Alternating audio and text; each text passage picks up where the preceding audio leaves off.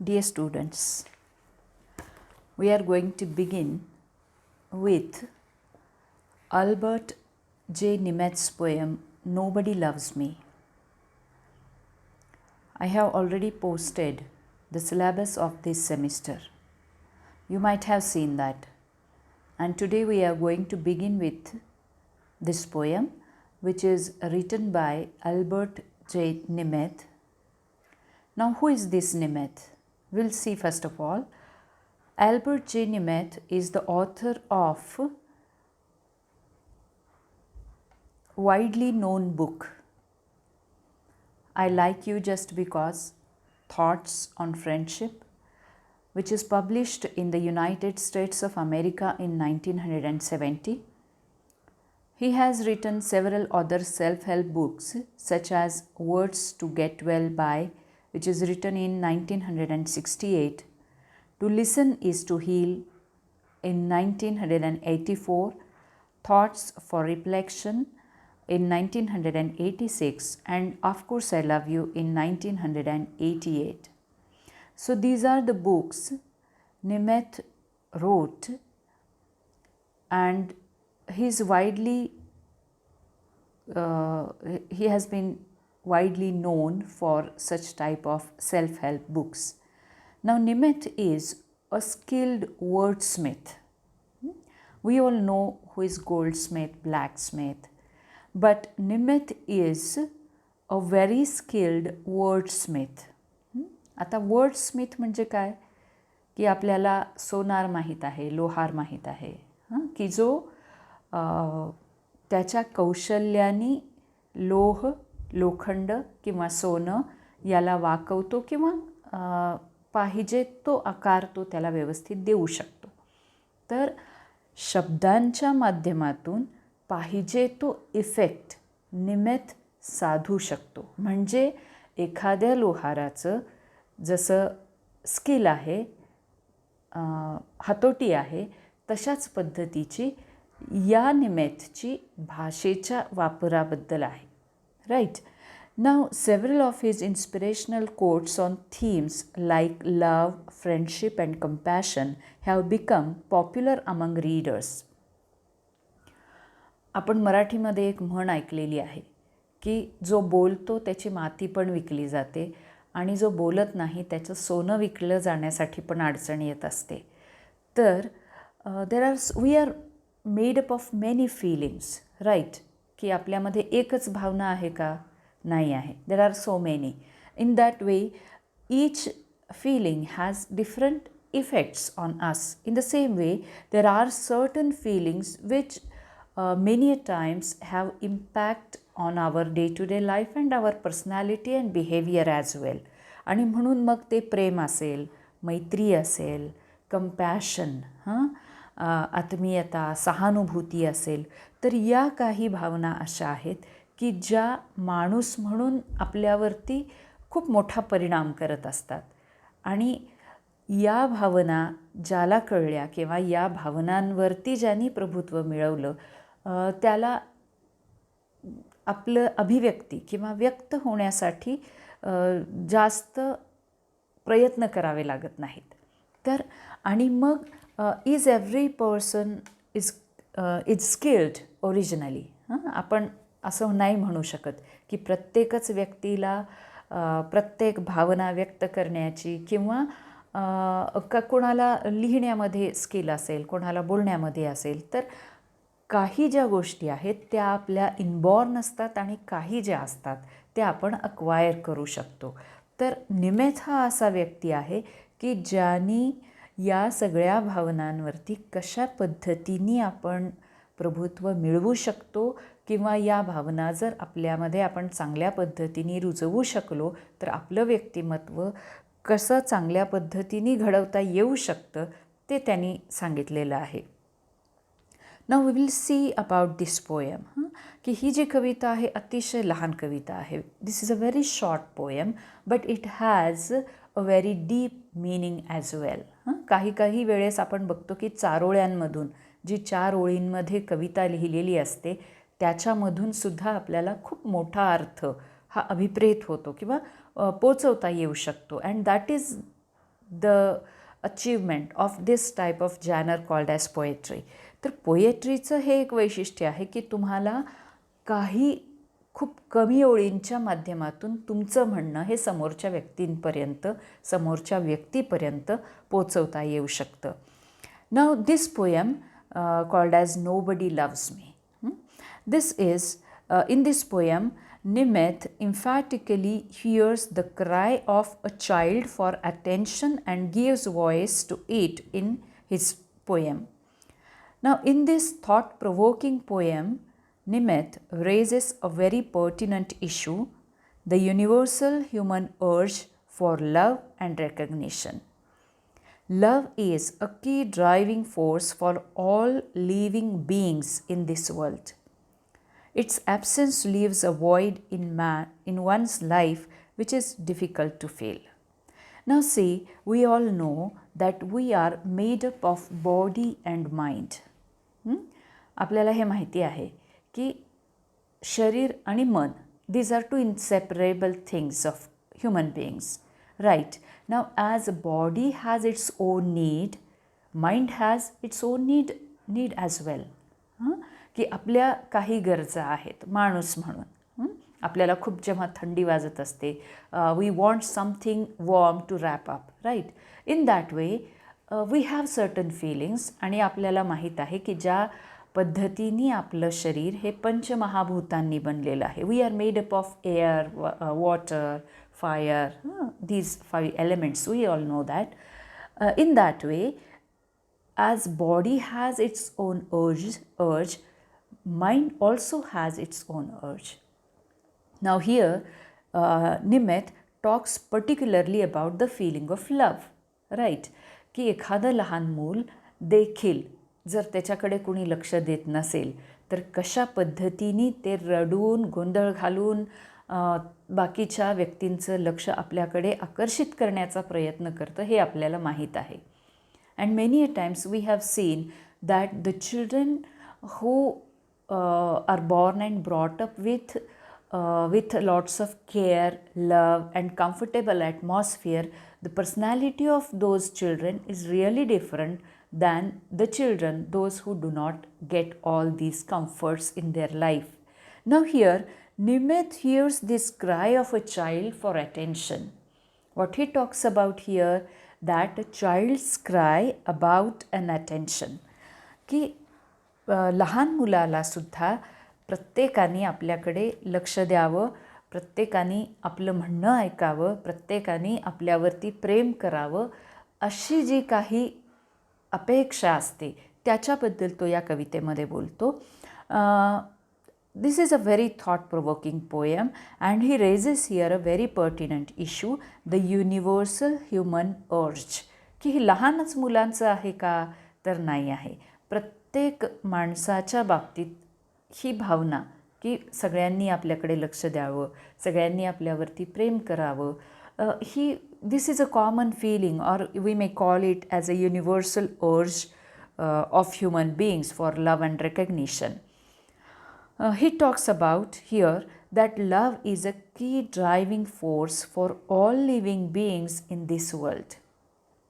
माणूसच कशाला, तुम्ही एखादं आवडीने घरामध्ये कुत्रं पाळता, मांजर पाळता, तर किंवा तुमच्या दारामध्ये एखादी गाय, पशुप्राणी आपण पाळत असतो, तर माणूसच नाही तर या जगामध्ये असलेली प्रत्येक जीवित सजीव गोष्ट जी काही आहे त्या सगळ्यांना एक विशिष्ट प्रकारे कम्फर्ट, प्रेम, माया ह्या गोष्टीची अपेक्षा असते. आणि माणसाच्या बाबतीत तर ते आपण व्यक्त करू शकतो आणि म्हणून त्याला जास्त महत्त्व आहे. Now what happens if there is an absence of such kind of feeling, an absence of comfort, an absence of attention, and absence of love, then what happens? Here Nimeth tries to tell us that what happens if there isn't any kind of such a comfortable feeling of love and affection and attention as well. की माणसाला जर प्रेम नाही मिळालं, attention नाही मिळालं, या सगळ्या त्याच्या अपेक्षा जर पूर्ण नाही होऊ शकल्या, तर कशा पद्धतीने त्या माणसाच्या आयुष्यात एक मोठी पोकळी निर्माण होऊ शकते याच्याबद्दल एका लहान मुलाच्या म्हणण्याच्या माध्यमातून निमित्त आपल्याशी बोलतो आहे. Now we will see the poem line by line. As I just told you that the poem is very very short, but it has a certain meaning in itself, no doubt. Now we will see the poem line by line. Now, nobody loves me. Now, there is, in the first stanza, we see a child. There is a description of a child who tries to gain attention by saying what he says, nobody loves me. The child feels that there is nobody who loves him or her. Nobody loves me. I am going to go out and eat some worms. Now we should not take a literal meaning here of worms. शब्द आहे इथं worms. आता आपण तो literal किंवा शब्दशः अशा अर्थाने घेणार नाही आहोत. तर इथं तो म्हणतो I am going to go out and do whatever I want to do. Because nobody cares me, nobody loves me, and that is why I am going to go out and do anything what I want to wish. ते लहान मूल इथं म्हणत आहे की मी बाहेर जाईन आणि वाटेल ते करेन, कारण त्याची कोणाला फिकीर नाही आहे, त्याची कोणाला काळजी नाही आहे. Because nobody loves me. Now in the second stanza this strikes us as humorous. बघा इथं पहिल्या स्टॅन्झामध्ये that is quoted in inverted comma. पहिला स्टॅन्झा जो आहे तो इन्व्हर्टेड कॉमामध्ये आहे. ते जसंच्या तसं त्या मुलाचं म्हणणं आपल्यापर्यंत या कवीने पोचवलेलं आहे. Now in the second stanza the poet talks us right in just a direct way. This strikes us as humorous. त्या मुलाचं म्हणणं आपल्यापर्यंत जसंच्या तसं पोचवल्याच्या नंतर कवी आपल्याशी बोलतो आहे. This strikes us as humorous but it is deep tragedy. Now what the poet says here की त्या मुलाचं म्हणणं आपल्याला कदाचित वेगळं ह्युमरस अर्थाने किंवा अरे हे काय काही पण काय असं वाटू शकतं. This strikes us as humorous but it is deep tragedy. What the poet tries to say that this may seem us as humorous but this is deep tragedy. की हे वाटू शकतं वावगं काहीतरी आपल्याला, पण ही एक ट्रॅजेडी आहे. ट्रॅजेडी म्हणजे काय मग? What means by tragedy? ज्याला आपण मराठी भाषेमध्ये शोकांतिका म्हणतो. We used a word tragedy in many ways in our day to day and every day conversation as well. की अरे ट्रॅजेडी आहे ही, अशा अर्थाने आपण हा शब्द बऱ्याचदा वापरत असतो. पण इथं निमित्त काय सांगतो आहे की ही एक क्षुल्लक वरवर साधी वाटणारी गोष्ट आहे. But it is deep tragedy if a child feels that nobody loves him, nobody gives attention to him, nobody has nothing to do with him or her in that way. Now, in the next stanza, the poet says, the child is telling us something about an intense human need. Here we have to understand that the child, through his irritation, through his complaint that the child will go out and do anything whatever he or she wants to do. But here the child is telling us something about an intense human need. की त्या एका वाक्याच्या माध्यमातून ते लहान मूल आपल्याला काय सांगत आहे? The child is telling us something about an intense human need that is not being satisfied. लहान मूलच नाही, तुमच्या घरामध्ये कुणी, आपल्या घरामध्ये कुणी एखादी वयोवृद्ध व्यक्ती असेल आणि त्या व्यक्तीला जर असं वाटत नसेल की त्या व्यक्तीकडे व्यवस्थित लक्ष दिलं जात नाही, त्या व्यक्तीवरती कुणी प्रेम करत नाही, तर आपण हे बघत असतो किंवा आपण हे याचा अनुभव घेत असतो की कशा पद्धतीने ते लोक रिॲक्ट होत असतात, कशा पद्धतीने ते लोक कंप्लेन करत असतात. In the same way here the child tries to tell us about very urgent need of a very urgent intense human need that is not being satisfied. म्हणजे एखाद्या व्यक्तीची ही जर गरज प्रेम किंवा त्याच्याकडे लक्ष देण्याची जी गरज आहे ती जर भागवली गेली नाही तर त्याचे खूप मोठे परिणाम हे दिसू शकतात असं इथं कवी आपल्याला सांगतो आहे. The child is telling us something about an very intense human need that is not being satisfied because it is not being satisfied there is a sense of worthlessness. What is the result of not being getting satisfied? की ती गरज पूर्ण न केल्याचा परिणाम काय आहे? That if that is not being satisfied, there is a sense of worthlessness, ज्याला आपण बेकिंमत असणं असं म्हणतो. If the feeling of love, if the feeling of attention is not being satisfied, then it results in the feeling of worthlessness. की ही जी प्रेम आणि care लक्ष देण्याची जी गरज आहे ती जर नाही भागवली गेली तर त्या व्यक्तीमध्ये वर्थलेसनेसची भावना येऊ शकते. म्हणजे आपली कोणाला किंमत नाही. We are not at all important, I am worthless. And that is why there is a great void. आणि मग त्या माणसाच्या आयुष्यामध्ये एक खूप मोठी पोकळी तिथं निर्माण होऊ शकते. Now see, before some years there use to be a joint family and that is why children used to get a lot of love. They used to get a lot of comfortable things by the members of the family. But nowadays we see that there are nuclear families. Some of the times parents, both the parents, mother and father, they have to work for their livelihood to provide some kind of comforts to their children. And in these rat race, the parents, maybe there is a possibility that the parents may not be able to give that much of time to their children, and because of that only such kind of feelings may arouse in children.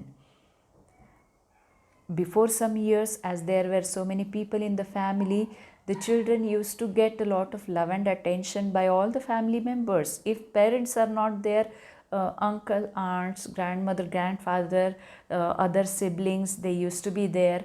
But nowadays the situation is different. We all know nowadays how the world is changing, how the principles are getting changed, and in that way the children also have their own problems.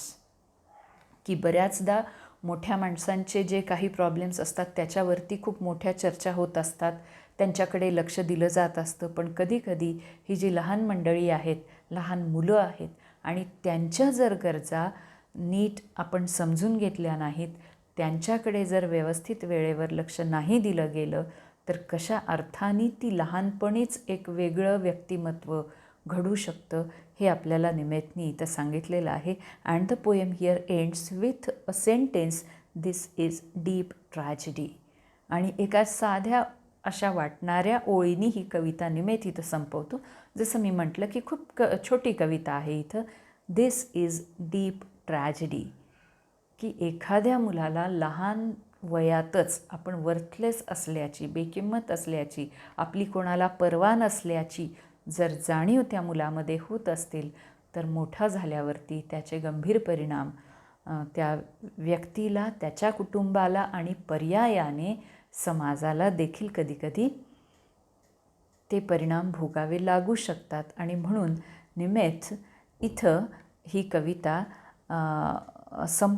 संपवताना हे वाक्य इथं वापरतो की this is deep tragedy.